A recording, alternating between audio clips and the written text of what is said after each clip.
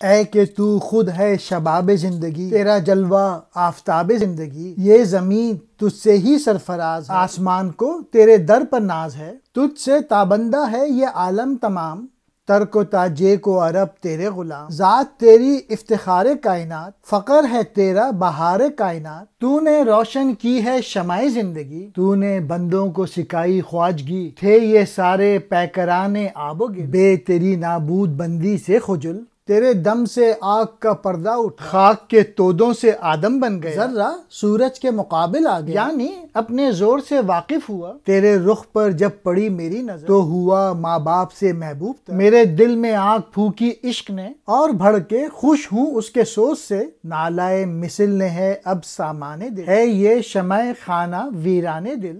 اب غم پنہا نہ کہنا ہے محال، اب میرا خاموش رہنا ہے محال، اب کہاں وہ مسلم اے فخر امت، پھر ہوا بت خانہ یہ بیت الحرم، ہوں منات و لات و عزا یا حبل، ہر کوئی رکھتا ہے ایک بت در بغل، کر دیا ہے شیخ نے کافر کو مات، اس کے دل میں بس رہے ہیں سوم، توڑ کر رشتہ عرب سے حق پرست، بادہ خانے میں عجم کے اب ہیں مست، عضو برفاب عجم سے شل ہوئے، ولولے سب آنسوؤں میں حل ہوئے،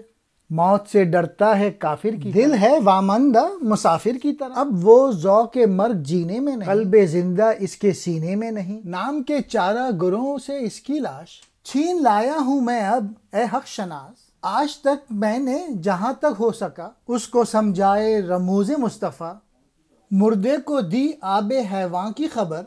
گوش زد کی سر قرآن کی خبر، لکھ دیا افسانہ یاران نجد، پیش کر دی نکھت بستان نجد، شمع روشن کی بے اسرار حیات، قوم کو سمجھا دیا کار حیات، کہتے ہیں افرن کا جادو ہے یہ، اس کے لب پر اس کی ہا او ہو ہے یہ، بخشنے والے بصیری کو ردا، مجھ کو دی ہے تو نے سلمہ کی نوا، ذوق حق دے اس خطۂ اندیش کو، غیر سمجھا ہے متاع خویش کو، ہاں اگر مجھ میں ہی کچھ جوہر نہیں، غیر قرآن کہہ دیا ہو کچھ کہیں، پر ضیا ہے تجھ سے ہر نزدیک دور، تجھ سے چھپتا ہے کہیں مافی الصدور، پردہ تخیل میرا چاک کر، گلشن ہستی کو مجھ سے پاک کر۔ یہ آخری نظم ہے رموز بے خودی کی۔ علامہ اقبال جو ہے وہ رحمت للعالمین کے حضور اپنا عرض حال کر رہے ہیں، حضور اکرم صلی اللہ علیہ وآلہ وسلم، آپ کی ذات گرامی کا وجود میں آنا زندگی کا شباب ہے، اور آپ کا جلوہ خواب زندگی تعبیر ہے، یعنی مقصد حیات ہے۔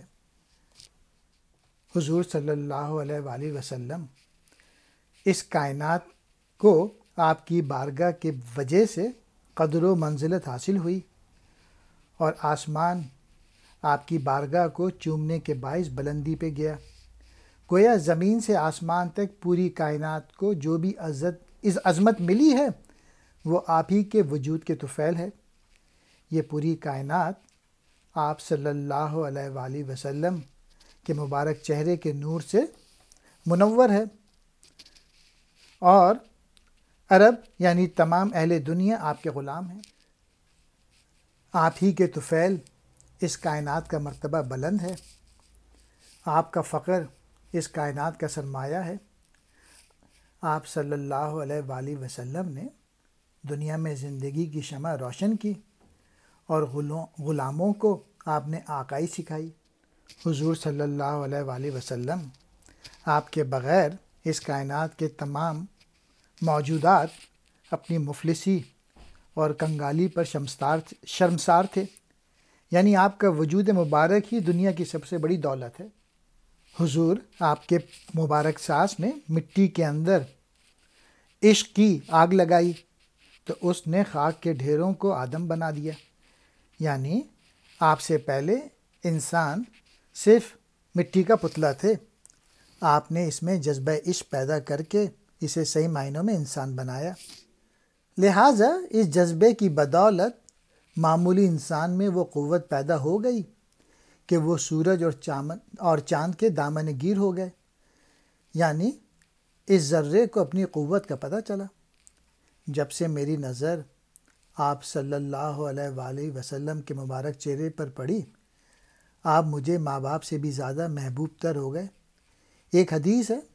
تم میں سے کوئی صاحب ایمان نہیں ہو سکتا جب تک میں اس کے نزدیک اس کے والدین، اولاد اور تمام انسانوں سے زیادہ محبوب نہ ہو جاؤں۔ آپ کے عشق نے مجھ میں ایک آگ لگا دی، خدا کرے یہ عشق قائم و برقرار رہے کہ اس نے میری جان جلا دی، یعنی عشق کی بدولت میری جان میں خاص روشنی پیدا ہو گئی۔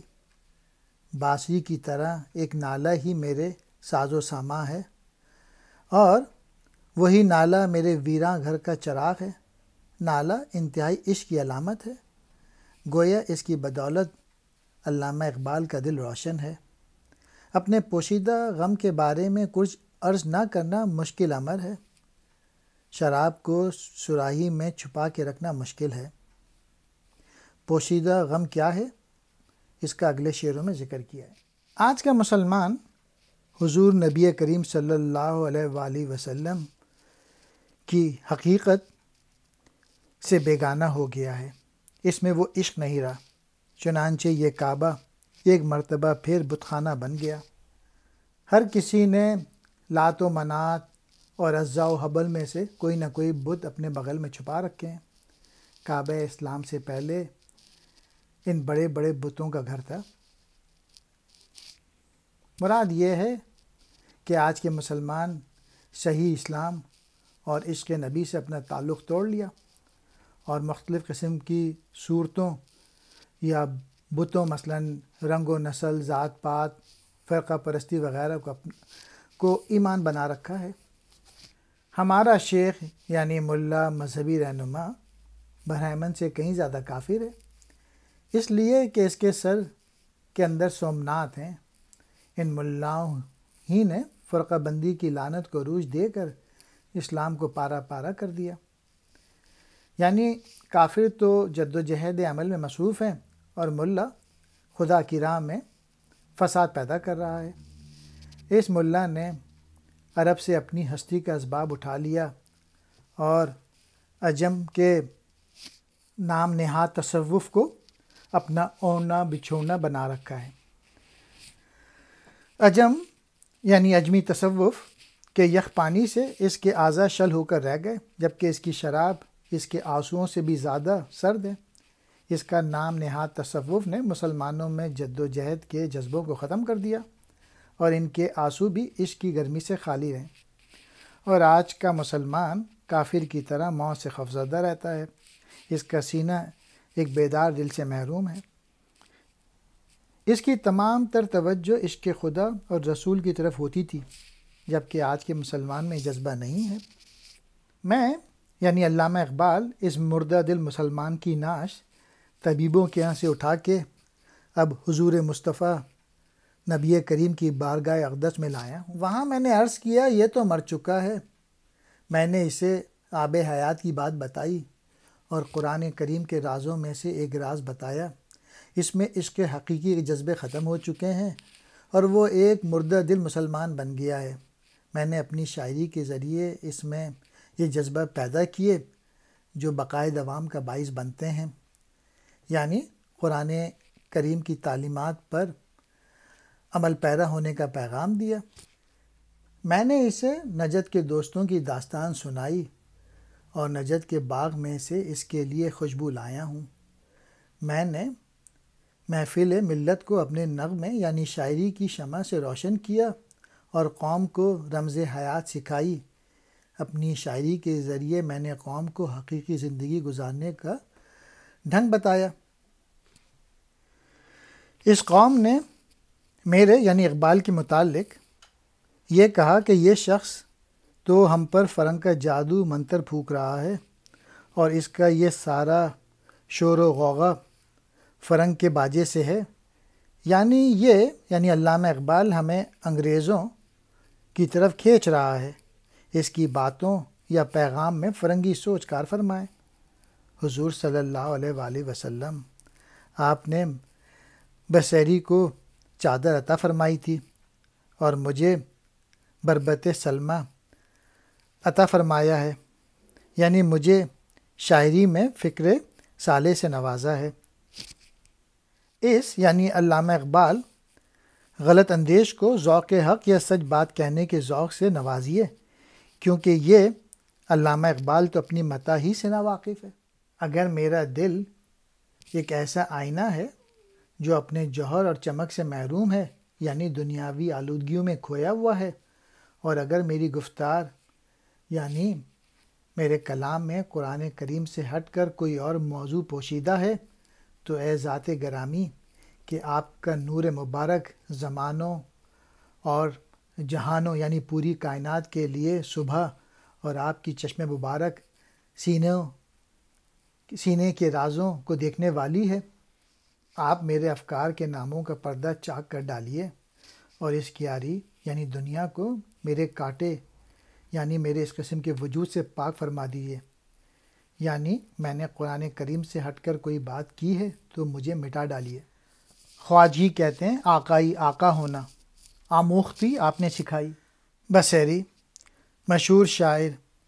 شیخ الاسلام حضرت شیخ شرف الدین بصیری، جن کا قصیدہ بردہ بہت مشہور ہے۔ شیخ ایک مرتبہ فالج کے مرض میں مبتلا ہوئے، جس سے ان کا آدھا جسم بے حس ہو گیا تھا۔ کسی بھی علاج سے کوئی فائدہ نہ ہوا اور مایوسی بڑھ گئی، تو انہوں نے حضور کی شان میں مذکورہ قصیدہ کہا۔ انہوں نے خواب میں یہ قصیدہ حضور کی خدمت اقدس میں پڑھا، اور حضور اکرم صلی اللہ علیہ وآلہ وسلم بہت محفوظ ہوئے۔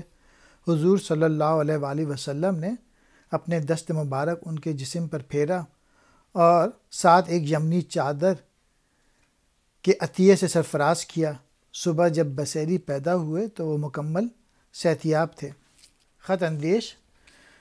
غلط سوچ رکھنے والا، ما فی الصدور جو کچھ سینوں میں ہے۔